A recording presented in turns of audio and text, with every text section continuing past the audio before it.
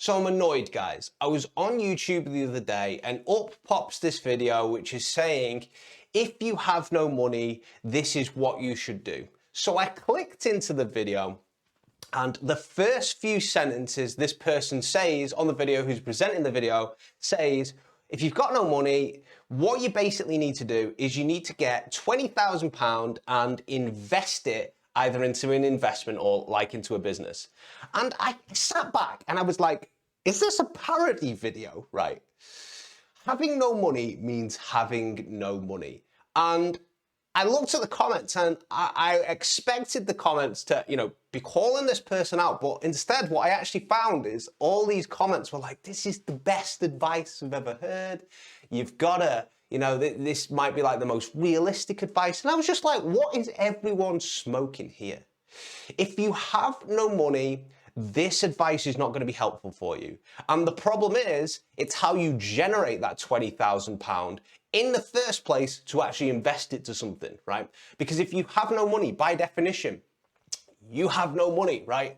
Zero. So I was actually looking at some statistics as well, right? To see just how applicable this advice is. And let me actually show you this. This is really, really fascinating, right? So paycheck to paycheck in the UK, that's what I've searched, right? 31% of British workers say they always or usually live paycheck to make ends meet. A third of the country, now I'll just caveat this and say people are prideful as well. They don't want to admit mistakes. So I actually think it's higher than that. But people just kind of lie, oh, bro, like it's not so bad, it's not so bad, it's not so bad. So paycheck to paycheck, a third of the country. Then I was like, what about the US, right? So let's search the US. As inflation heats up, 64% of Americans live paycheck to paycheck. Almost 2/3 of America, right? I'm not sure what the population is in America, but I know the population in England is like 50 to 60 million. And I used to actually work for a place which helped people out of problem debt. We used to get like between 500,000 and 1 million new clients per year, right? And we used to just have these like structured conversations with them where they discuss their debt with us and we'd record it down and we'd provide like advice to them, like free, completely free advice. And just in England alone, considering the population is like 50 to 60 million, just in England alone, we had like 500,000 to 1 million people per year who would actually come through our doors and actually need advice. And the worst thing about it is that the statistics showed that people would actually sit on their problem debt, denying it for about 10 years beforehand, right? So people were in debt, they denied it, and then they got help like on average 10 years down the line, right? And then you've got advice on YouTube, which is like, this is how you make money if you've got no money. You just basically click your fingers, you get 20 grand in your bank, and then you use that 20 grand to go and invest someone else. I'm like, what planet do we live on, right? Where that is helpful advice. And it's kind of why I made this channel, because I do some clickbait titles as well, but I like to think the advice I give, it's all completely based on realism. It's things I've actually done, like steps I've actually taken, concepts I've actually thought into reality and then went out and implemented in terms of how to get money as well. And the amount of adverts in today's age where it's like, make $1 million in one day, right? And loads of people just kind of fall for it, right? And it's the sad part is the people who are like clicking into these adverts, who are kind of falling for these adverts as well, they most likely won't be successful with the techniques that are taught, even if the techniques were good. And the reason why is they don't know enough to actually understand that that is not realistic, right? Their skills aren't enough, right? So I used to do boxing, right? And the first day I went into boxing and like the first few weeks, damn, I got humbled, man. I'd watched like a load of, Muhammad Ali things. I watched loads of like Mike Tyson footage as well. And I remember in my first sparring session, I'd seen some Mike Tyson and my first sparring session was against this really tall dude. And it's funny, this is. And I was like, I saw Mike Tyson used to duck and dodge and people used to just throw punches at him and things like this. And I was like, I can do this as well because it looks easy, right? And I was like a little 13-year-old kid, and this dude I was sparring was like 20. And I was like ducking and dodging in this sparring session. And this dude who just fought like at the amateur ranks, he just jabbed me off all the way around. He just followed my head like a friggin', one of those, the paddle and board game where you just hit the ball like that. Like, oh, my head was just rattled afterwards. And that was, for me, that was unconscious incompetence. I didn't know what I didn't know. And I remember talking to my cousin a few years later. My cousin was like 4 years older than me. And so I was talking to him when I was about 14 and he was must have been about like 17 or 18. And he was saying that, he could beat Mike Tyson in a fight. And I was like, what planet are you on? And he was like, well, I just know that I'm smaller and skinnier than him, so I'd be faster than him. And I remember thinking to myself, you don't know what you don't know. And until you've had like a truly humbling experience, you don't know what you don't know, right? So here's my advice for the people who really have no money. I'm not talking about like you click your fingers, 20 grand appears in your bank, right? It does not work like that. So my advice for you is, if you're in a situation where you genuinely have zero money right now, like nothing at all, you are probably, most likely, cash poor, but time rich. So you have time, but you have no money. If you are cash poor, you've got no money, and time poor as well, I'd really be questioning your prioritization. I'd be questioning like how much do you actually want to, make some money as well. And a good situation like this, I know quite a few people actually who are cash poor and time poor as well. And these guys usually have like families, but they've put themselves almost in like a box.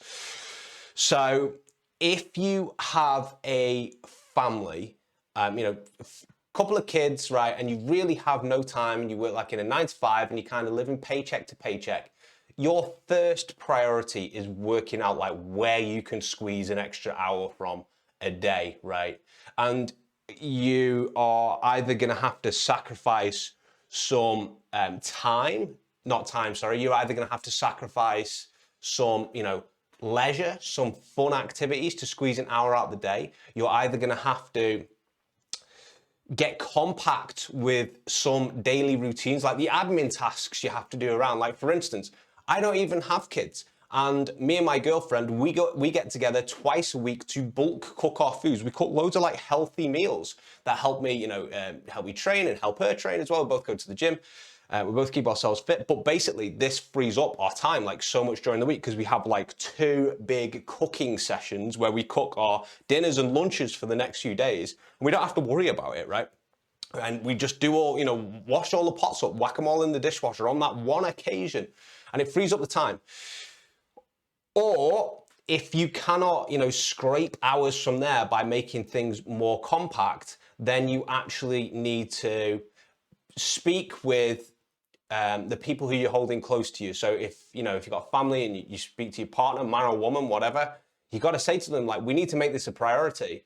And this is what the plan is. Like, how can you help me with this? If you communicate something with your partner like this, or communicate something, I don't know, if you live with your mum or whatever, and say like, we really need to start doing this and start making changes here, but you're going to have to support me and free up a little bit of my time. You need to communicate this. You need to communicate me this. This is how like you prioritize your time so that you end up becoming cash poor, but time rich as well, or at least a little bit of time, because all you need is like 1 to 2 hours a day, whether you're going to have to, work a bit more on the weekends as well.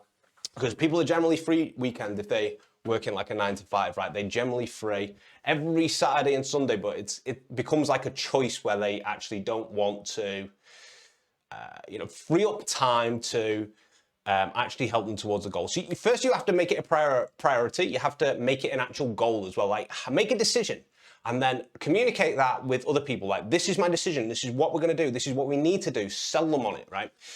So you're in a situation now where you have no cash, but you've got a little bit of time. The next best thing that you can do is actually start to learn a skill which will help people solve problems. So one of the big problems that people have is that businesses have little to no cash flow. Sometimes they have cash, sometimes they don't have cash. The quickest business for you to go into, for you to basically pick up as few skills as possible, for you to make like the maximum return on investment, return on time, is to help businesses with either sales or marketing. And the reason why I say this, the reason why I know it's a pain point is because I think the statistic, I don't know what it is in England, but I know what the statistic is in America because I've had it drilled into me by all like the mentors, is that 4 out of 5 businesses within the first 5 years of opening close down. And then like 4 out of 5 businesses within the next 5, like the surviving ones after that, close down as well. And the reason why is they run short of cash, right? They run short of like cash because they don't know how to generate it. So the best way for you to actually help your own income is by helping other people's income. And how do you do this? Well, you get good at marketing or sales. Is this starting to make sense? You know, leave me a comment below if this starts to make sense what I'm actually saying, because I'm trying to break it down in like as simple as possible. Some people like me to be a bit more complex. Some people like me to be speaking a bit more basic terms as well. So hopefully this is making sense. So if you can get good at sales or marketing, you can package this up and then help other businesses. Business yourself, you could be working in a job and climb the ladder as well, but we're talking about like how to actually generate cash to take you from paycheck to paycheck, because maybe you're already in a good job. Maybe you still already are paycheck to paycheck and you need a little bit of something else. You're not going to be able to do this by just investing in a business with the zero money that you have. And if you get an emergency, well, you're screwed, right? Because you have nothing else. And what happens then is you have to fix that emergency with credit, and then it starts this downward cycle because you then can't cover the interest which is being added each month because you can't cover the expense anyway because you've got no extra money, and it's this downward cycle, like this downward spiral. The only way for you to get out of this, the only way for you to change your situation is to earn more money. Too many people are concentrating on save money, gotta save money, gotta save money. It does help.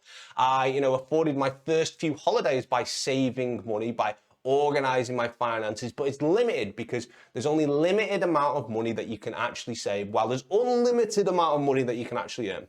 So there's a few different parts to sales and marketing that you should learn.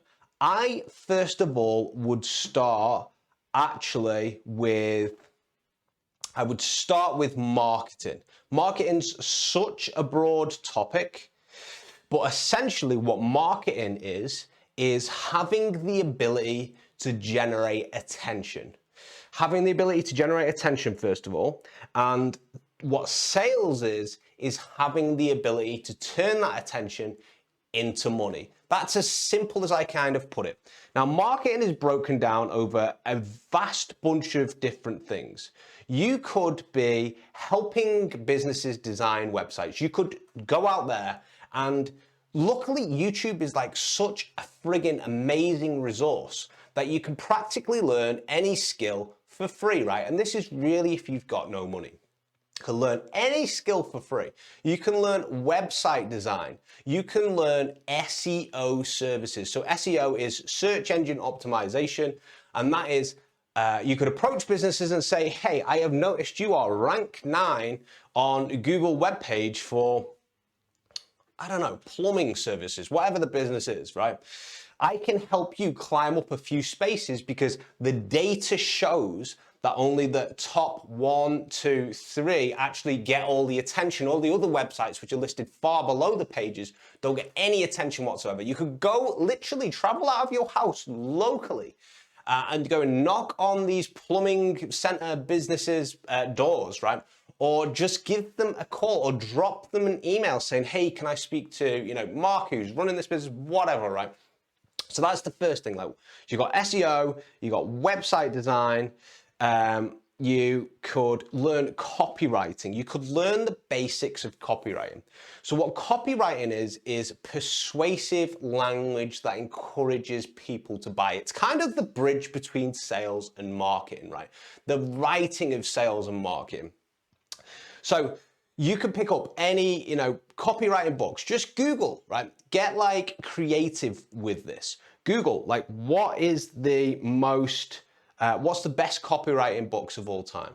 Read them, and then what I would do is I would look at people in the online space who are very, very good at copywriting and see what they're doing. I just spend a few days reading everything they're doing and break it down in your head, keep going back to your textbook, keep going back to YouTube tutorials, see what people are doing it accurate as well. So you've got website design, SEO, copywriting, what else? I'm just trying to think of just some ideas on the spot here. You could also learn I wouldn't say like app creation because that is way too, technical for you to learn. Like you might spend ages learning how to code and develop apps, but you need like money right now. So you shouldn't really be doing anything along those lines. You could learn something like Google adverts or Facebook adverts or something like that to help businesses. There's so many tutorials online about like this is, and you approach businesses, you say, this is how I actually can help you, right? All people care about is like how you can help them. So that's kind of like the marketing side covered. In terms of sales as well, you could pick up like sales books, you could look at sales tutorials online, and you could find a few ways which people are actually not selling to their customers. Most businesses out there do not have a sales process in place, do not have like a follow-up process in place. They simply just wait by their phones like this. And they're thinking to themselves, I hope my phone rings today. Nothing. I hope my phone rings today, right? You could go out there and teach them like, well, this is how you get your phone to ring. This is what you can say to people on the phone when they're actually speaking to you. This is how you can follow up with the people who said no to you on the phone previously. And this is the correct way to follow up with them to actually make sure, they convert next time. Or this is how you sell to current customers again, right? This is how you create like a retainer service, right? So you've got marketing and sales. And the reason why I'm picking those is because the information is so online at the moment. It's all over the place and it's free. There's also great books written about it. And you can package those up and then offer them to service-based businesses, right? Telling them like, I can help you with your marketing process. I can help you with your sales process. I can redesign your website to you because this is what your competitor's website looks like and this is how professional it looks like. This is what your website looks like. This is what your competitors, let's just say they're a dentist. This is what your competitor's dental Instagram looks like. Look at all these beautiful teeth. Look at all these, cosmetic surgeries they've performed and then showcased them on Instagram. But you don't even have an Instagram account. Why don't you have an Instagram account when you are a person who deals with aesthetics? And so you could sell them in a way like that and take that over and then basically like sell them on that service as well. And there's multiple ways to do this, right? You could find these businesses by looking on Google. You could find these businesses by looking on LinkedIn. I got started on LinkedIn. Actually, no, I tried a few different places first, but LinkedIn was like the best one for me because it allowed me to target specific types of people. Or you could find people via like the internet. You can find them pretty much by like the Yellow Pages, if any of you still have them, right? And a great way to do it is to look at these businesses, look genuinely at what like their competitors are doing. And is there any edge that like their competitors are doing which they aren't doing?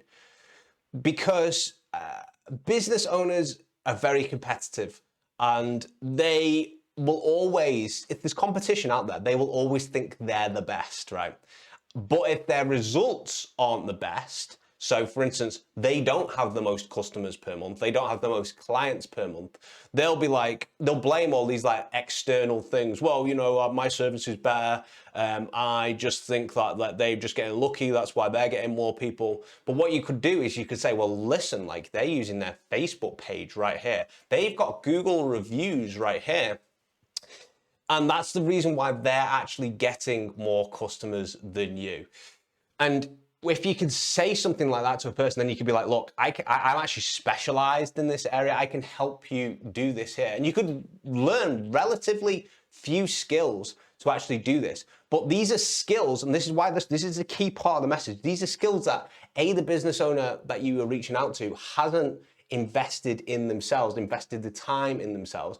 B, they might not even have the time. C, they might not even know like these services exist, right? Because if you've got a business owner that's, 30, I'd even say 30 plus years old now, and they aren't like well versed in social media because when they were a teenager, it was MySpace, it was Facebook, all right? They're not interested in like TikTok anymore. They're not interested in, Instagram and things like this. Because these things came a little bit later than when they were younger, if that makes sense. So you're only kind of really interested in these social medias if they get released when you're younger, which is why like the older you are, the harder it is to get into these things because it's just, you have a lot more going on than just being able to focus on a few social medias. So they might not even know like these are good routes to get potential clients on them. And if you can just master just a few of these, I'd be looking for problems first and then looking to provide solutions. What's the most common problem out there where you can learn like one or two things and you can go over to these businesses and help sell them, right?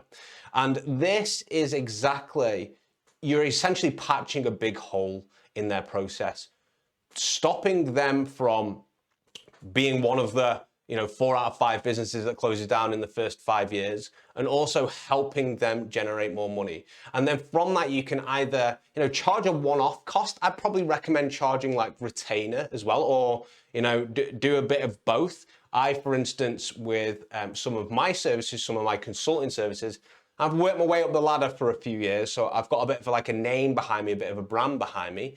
But I, started off with selling myself hourly, then I sold myself at package rates, then I sold myself as like package rates. I will come in, consult for your sales and marketing team, and I'll also sell you a program as well, which is a subscription cost-based program on a contract level. So for the next 12 months, just so I'm getting paid for the work I do, and the work I do is top notch because I've trained in this area for a long time. I do know what I'm talking about.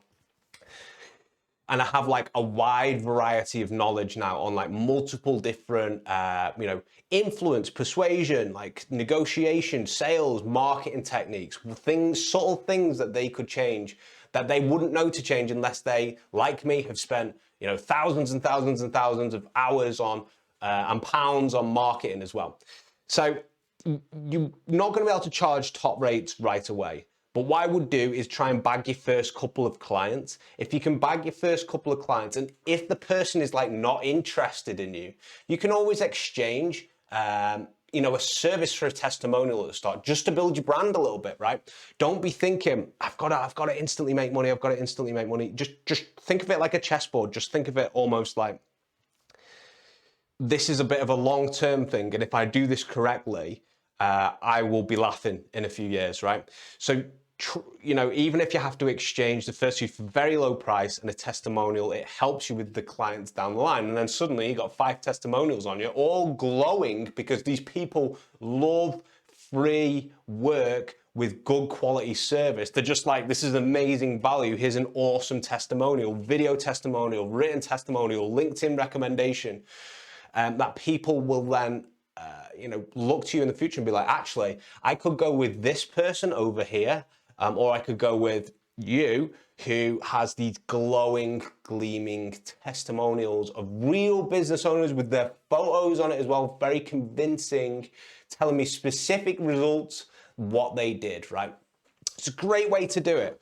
So I hope this gives you some ideas, and I hope this video is a little bit better than just get 20 grand in your bank.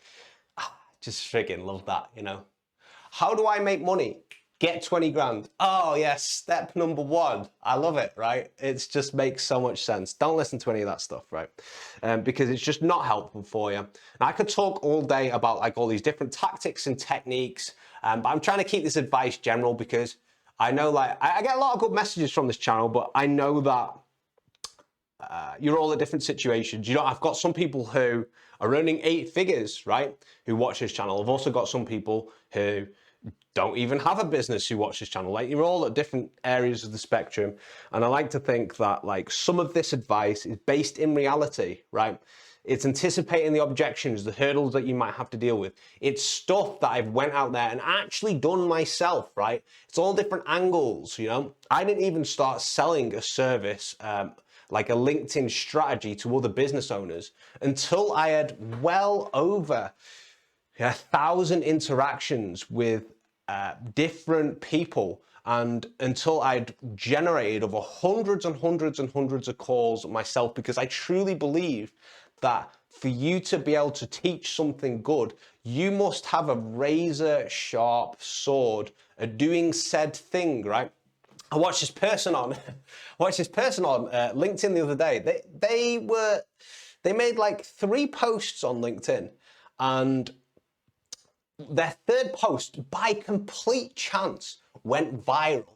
They got like friggin', I don't know, like 100,000 likes on it or 100,000 views, something like that. I can't quite remember, but they got this. And like the very next week, they were known as a LinkedIn influencer, and they were teaching other people how to generate business with LinkedIn. And like that was what they shifted their business over to in a week. And I was just like, I'm happy for the person, first of all, but I'm also thinking like, this person's not going to be able to get results for the clients. And the reason why is because their result, which they've got, the thing which has helped, you know, get their name out, was complete fluke, right? It was complete luck. Sure, there's a little bit of skill in there somewhere, knowing how to grab attention, knowing how to, you know, communicate and things like this.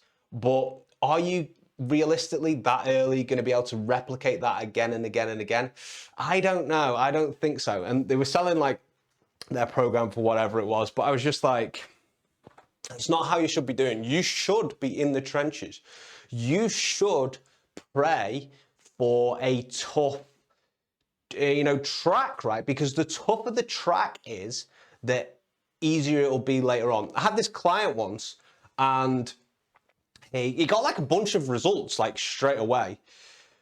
And he was like, oh, this is really good, this is really good, this is really good. And I was like, I'm happy for you, dude. I was like, but I don't want this for you. And he was like, what are you talking about? And I was like, whilst I'm with you by your side, coaching you and giving you like strategy on things, I don't want you to win straight away. I want you to really struggle. I want you to get the toughest frigging cases. I want you to get like the biggest obstacles coming. I want you to get the most bizarre situations whilst I'm by your side, because I will teach you how to handle it, right?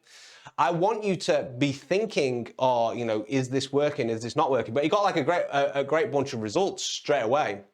And after a while, he could kind of understand what I was saying, because after he left my side and, you know, went away, then suddenly I got a load of messages being like, this person has said this to me in a sales meeting. Like, how do I even respond to this? And I was like, this is the tough path that you should be wanting at the start, because you only learn through, you know, challenges. You only learn through pain. You only learn through when things aren't going well. You want the path to be tough, right? So I'm hoping that I'm trying to call as many obstacles out that you might come across as possible in this situation. And if you found this video helpful, let me know below, because I'll do a few more videos like this. I want you to be able to learn some of the, you know, skills which can actually help you, rather than skills which, you know, might help you in 20 years when you accidentally win the lottery and, you know, you actually get some money, and then suddenly, you know, you can invest by buying 4 businesses in a row that are already working, right? It just doesn't make any sense, right? Let's just be honest, right? Let's just be honest. Money doesn't fall from the sky, right? There's a lot out there, but it does not fall from the sky. You must learn to grab it yourself and at least generate attention yourself as well. So I hope you enjoyed this video, guys. See you in the next one. Take care.